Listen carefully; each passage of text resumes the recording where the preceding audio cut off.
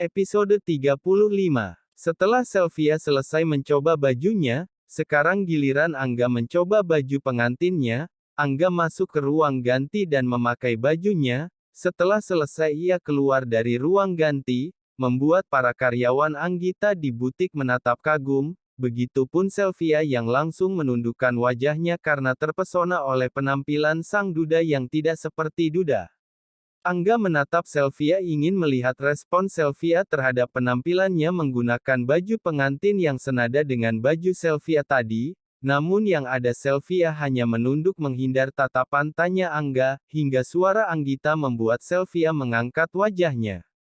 Kak Sylvia, bagaimana penampilan Kak Angga, tanya Anggita pada Sylvia. Sylvia melirik Angga sebentar dan memalingkan pandangannya. Sylvia akui Angga sangat tampan dan cocok menggunakannya. Memang bagus git, ucap Sylvia pada Anggita. Angga tersenyum dengan respon Sylvia.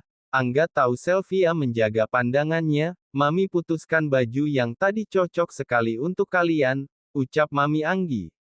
Tia Mi Anggita juga setuju, ucap Anggita. Iya, menurut Vira juga bagus Oma, Papa dan Momi sangat cantik dan tampan, ucap Safira gemas.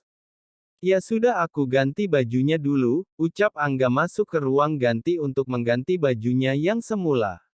Anggita asyik bercanda dengan Safira, hingga Angga keluar dan langsung memeluk mencium Safira yang sedang asyik tertawa. Anak papa kenapa tertawa begitu senangnya, ucap Angga pada Safira. Safira senang Momi dan Papa akan menikah, kata Onti Anggita tadi. Kalau Momi dan Papa menikah Safira akan segera punya adik bayi, ucap Safira senang. Angga menatap Anggita yang ditatap diam saja pura-pura tak terjadi apa-apa, sedangkan Sylvia terbatuk mendengar celotehan Safira. Angga menyodorkan air minum pada Sylvia.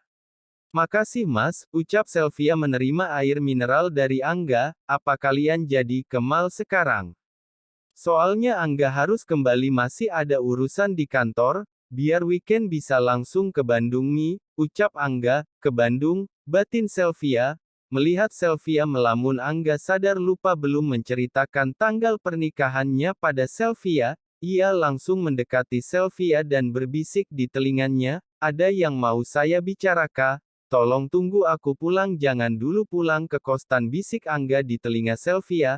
Sylvia salah tingkah dibuatnya, apalagi ada Mami Anggi dan Anggita di sana.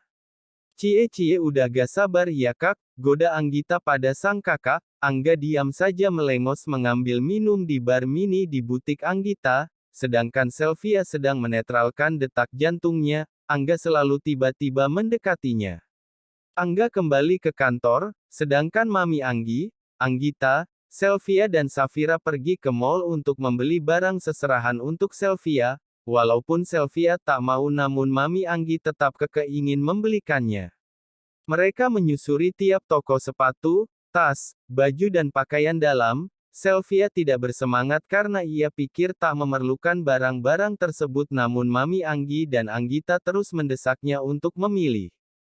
Sylvia bingung, makanya Sylvia pasrah saja dan hanya iya-iya saja dengan pilihan Anggita, karena mereka lebih mengerti fashion dibanding dirinya, pikir Sylvia. Mami Anggi dan Anggita membelikan Sylvia barang-barang yang mahal dan mewah, dari sepatu, tas, dan pakaian semua branded.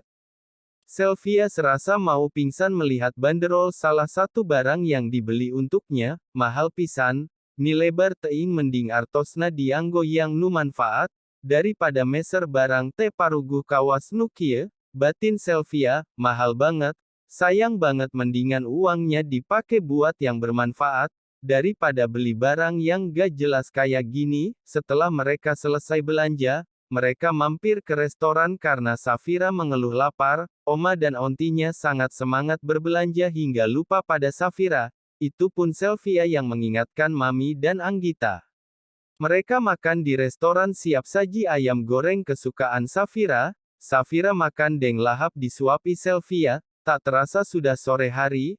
Mereka pulang setelah Safira makan. Di perjalanan pulang Mami Anggi bersuara, padahal masih banyak yang belum kebeli Via. Tapi tahu-tahu udah sore aja, ucap Mami pada Sylvia. Udah Mi, segitu juga udah lebih dari cukup, ucap Sally. nanti Anggita yang urus kekurangannya, ucap Anggita pada Mami dan Sylvia. Tak terasa mereka sudah sampai di rumah Angga. Safira dan Sylvia turun sedangkan Anggita langsung mengantar sang Mami. Jadi gak mampir ke rumah Angga, dah makasih Mami dan Anggita untuk hari ini, ucap Sylvia sambil melambaikan tangan. Dah Oma, Aunty salam untuk Opa dah, ucap Safira juga melambaikan tangannya. Sylvia dan Safira masuk ke rumah si sambut Biminah. Setelah itu Sylvia memandikan Safira dan Sylvia juga langsung mandi. Setelah memandikan Safira dan mengajaknya mengerjakan PR sekolah dan belajar mengaji di ruang TV sambil menunggu azan maghrib. Tak lama Angga pulang. Angga masuk ke dalam mendengar Sylvia sedang mengajari Safira mengaji. Angga sudah lama tak mengajak Safira mengaji karena kesibukannya. Angga bahagia semenjak ada Sylvia. Sylvia banyak memberikan kebaikan yang hadirkan untuknya dan Safira. Semenjak sepeninggal Dita, rumah ini menjadi hampa, tapi semenjak kehadiran Sylvia sekarang berubah menjadi seperti dulu waktu seperti ada Dita Alem istrinya.